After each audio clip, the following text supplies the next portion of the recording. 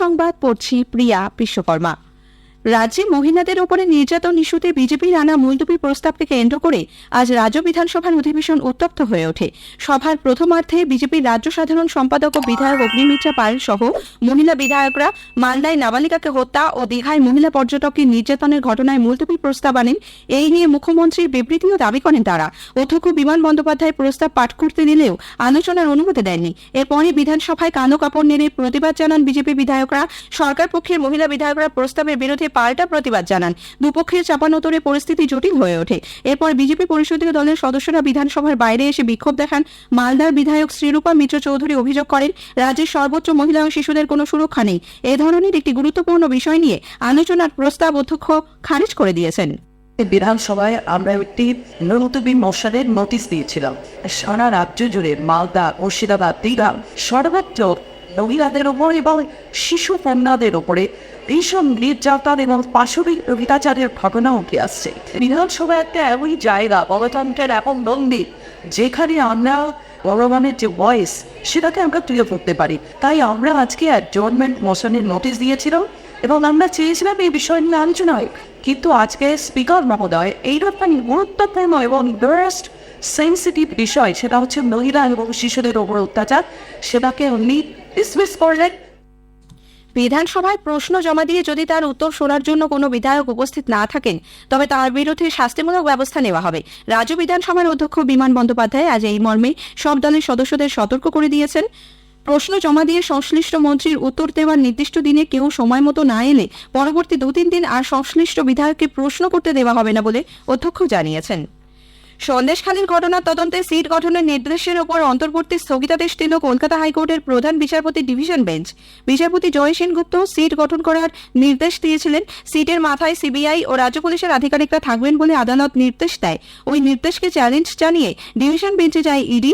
রাজ্য সরকারও ডিভিশন বেঞ্চের দ্বারস্থ হয়। আজ 2টি মামলার শুনানি হয় প্রধান বিচারপতি টি.এস. শিবজ্ঞানম এবং বিচারপতি সুপ্রতিম ভট্টাচার্যের ডিভিশন বেঞ্চে।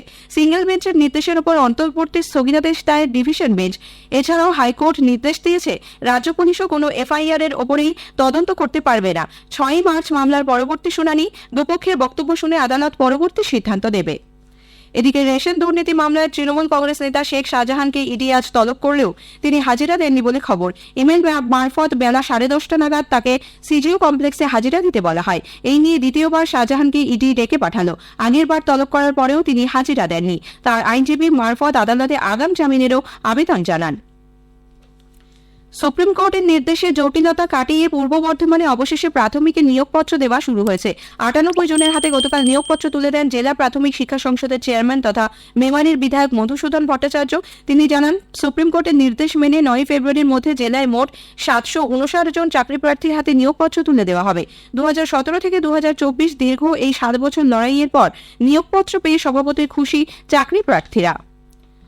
প্রাথমিকের নিয়োগ দুর্নীতি কাণ্ডে তৃণমূল কংগ্রেস কাউন্সিলর বাপ্পাদিত্য দাশগুপ্তকে আগামী 9 তারিখ সিজিও কমপ্লেক্সে তলব করেছে ইডি।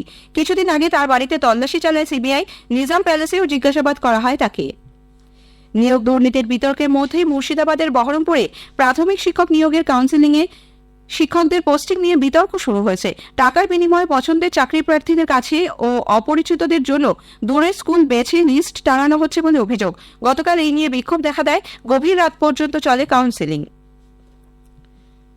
100 দিনের কাজ প্রকল্পে দুর্নীতি তদন্তে রাজ্যের 4 জেলার 6টি জায়গায় তল্লাশি চালানোর পর বহরমপুরে পঞ্চায়েত কর্মী প্রাক্তন এক্সিকিউটিভ অ্যাসিস্ট্যান্ট রথিন দেক ও তার বোন ইতি চট্টোপাধ্যায়কে আগামী 9 তারিখে সিজিও কমপ্লেক্সে তলব করেছে ইডি। গতকাল রথিনদের বাড়ি থেকে বেশ কিছু নথি উদ্ধার হয়। পশ্চিম বর্ধমানের বারাবণীর বেগুনিয়া খনিতে চুরিতে বাধা দেওয়ায় আক্রান্ত ইসিএল এর নিরাপত্তা রক্ষীরা। ভোরে কয়লা চুরির খবর পেয়ে আজ নিরাপত্তা রক্ষী এবং পুলিশ ঘটনাস্থলে পৌঁছলে তাদের লক্ষ্য করে ইট পাটকেল ছোড়া হয়। পুলিশের একটি গাড়িও ভাঙচুর করা হয়। বেশ কয়েকজন নিরাপত্তা রক্ষী এবং পুলিশ আহত হয়েছেন। হোয়াটসঅ্যাপ ওটিপি বিক্রির ঘটনায় মূল অভিযুক্ত গৌরব শর্মাকে হিমাচল প্রদেশ থেকে গ্রেপ্তার করে ট্রানজিট রিমান্ডে এ রাজ্যে নিয়ে আসা হয়েছে। রাজ্য পুলিশের এসটিএফ গত সোমবার তাকে গ্রেপ্তার করে।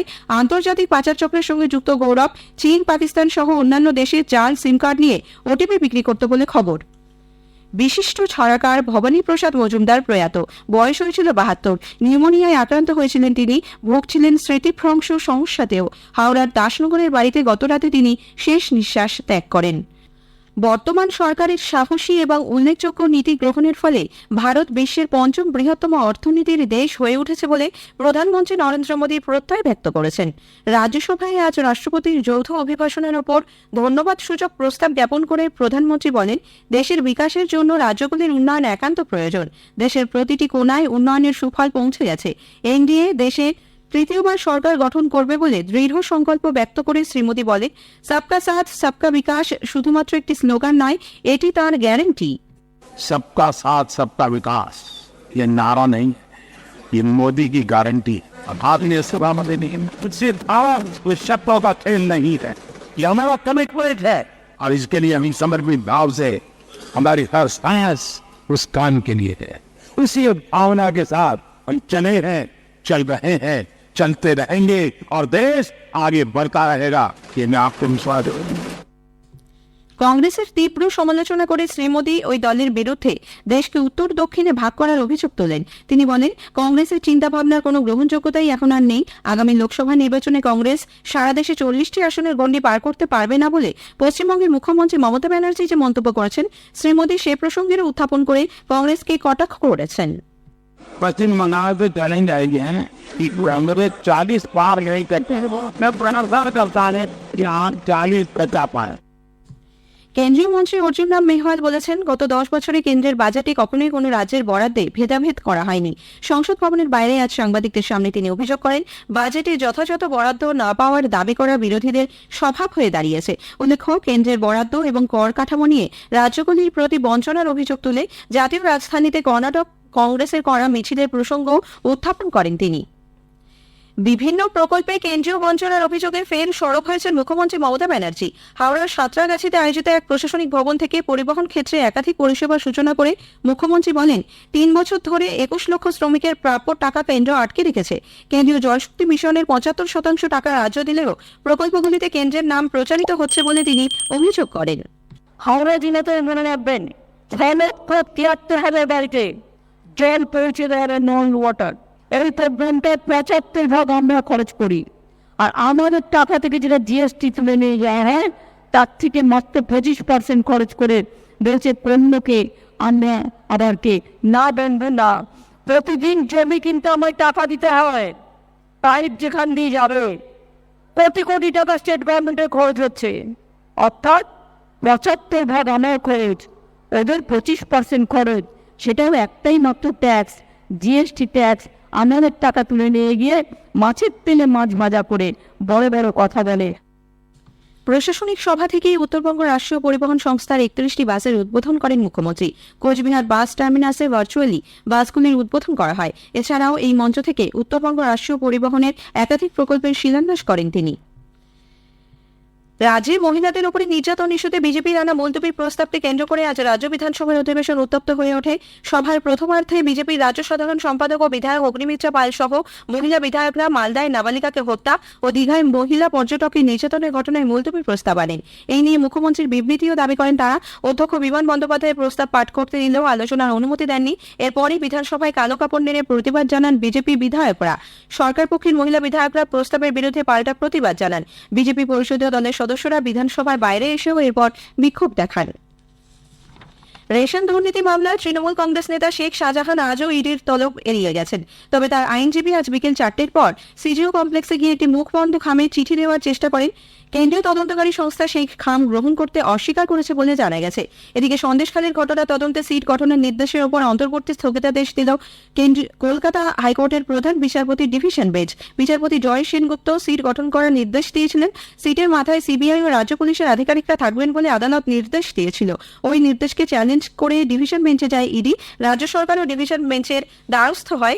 আজ 2টি মামলার শুনানি হয় প্রধান বিচারপতি টি.এস. শিবজ্ঞানম এবং বিচারপতি সুপ্রতিম ভট্টাচার্যের ডিভিশন বেঞ্চে।